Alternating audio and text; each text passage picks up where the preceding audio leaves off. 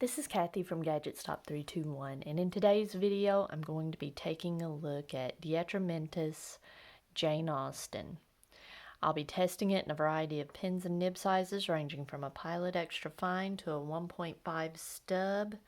I'm going to begin with the stainless steel Extra Fine in the Pilot 78G Plus. Now, it's kind of cloudy today and my lighting's not the best, but this looks like kind of a sage green, but it leans a little more green and there's not a ton of gray in it, but I like this color.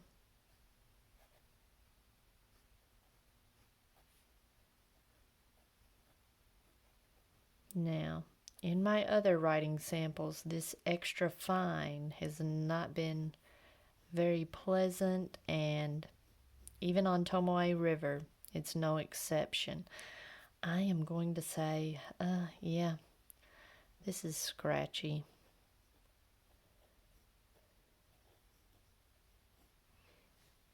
All right, this is a very flat, a matte type of ink. It looks very matte, and it tends to have that kind of almost a slight chalky feel to it. So I've got my Pilot Prera, and it has a stainless steel fine nib, and Pilot nibs tend to be quite smooth and forgiving, so we'll see how it does in the Prera.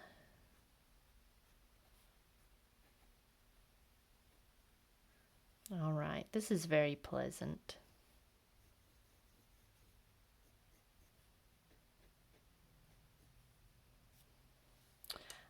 I'll call that nice. I wouldn't mind writing an entire page with this pen and ink combination.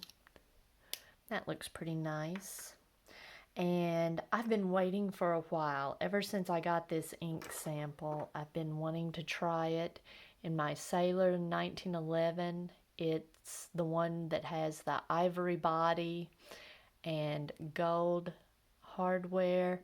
It has a very Victorian vibe to me, and pairing it with DeAtramentis Jane Austen, I've really been looking forward to that. I've enjoyed using this pen with DeAtramentis Sherlock Holmes, and I've been excited about trying this.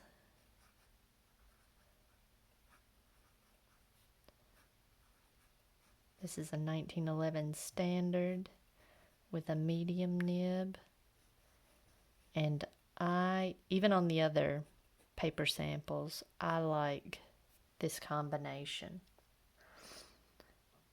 And I'm going to put nice. The nib is not smooth, even though we're getting into the broader nibs.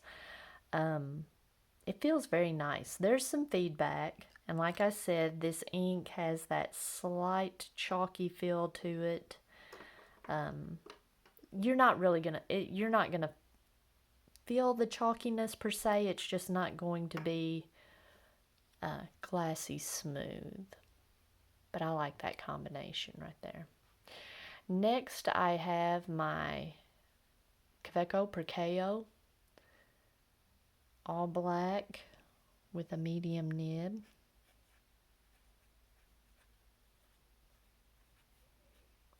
And these two have very similar feedback.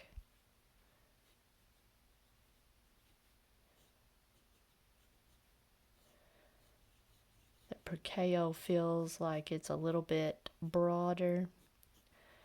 It's a German medium compared to this Japanese medium. There's not a ton of difference. The wetness is similar.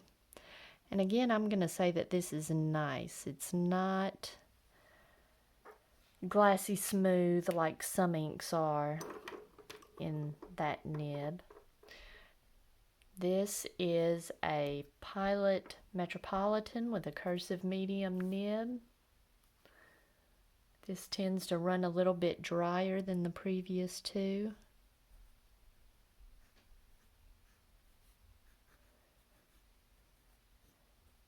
And it feels drier. And it looks drier. It's a paler green. And this does feel dry.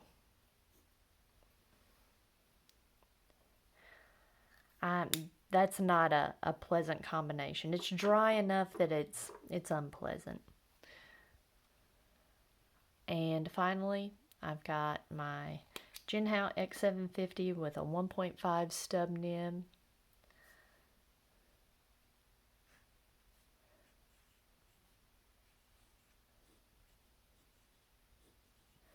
Very pleasant. That's nice. All right, I'll let that dry while we take a look at some other writing samples.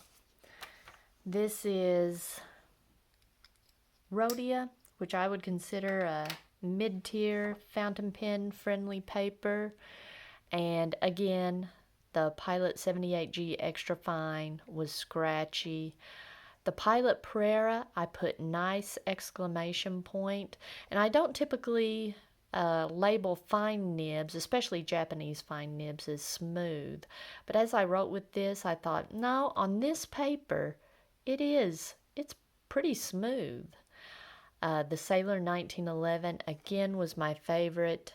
Partly because I think the ink or the pen just looks good with this ink. And I like that this medium nib lays down more ink, and you still get a little bit of shading, but it's mostly the darker color. The Kaweco Perkeo was really smooth on this paper. I liked it. The Metropolitan was smooth on this paper, but I put a sad face to remind me I didn't really like it.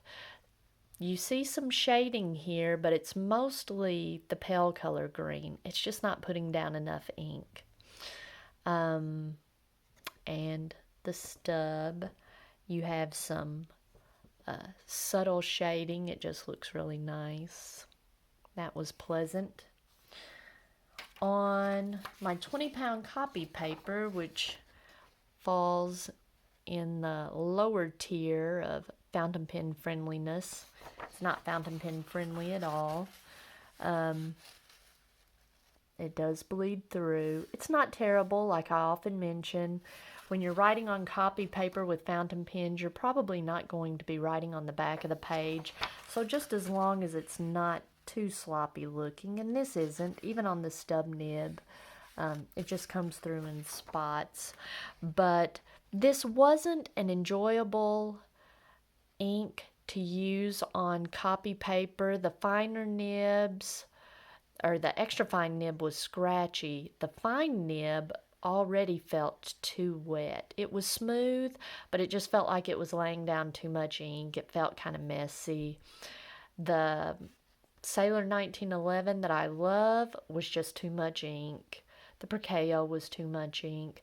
Now the Metropolitan that writes so dry and puts down such little ink is a good option for poor quality paper. And it doesn't feather too badly. I guess it does spread some, and that takes away from your enjoyment when you're using fountain pens, when it spreads.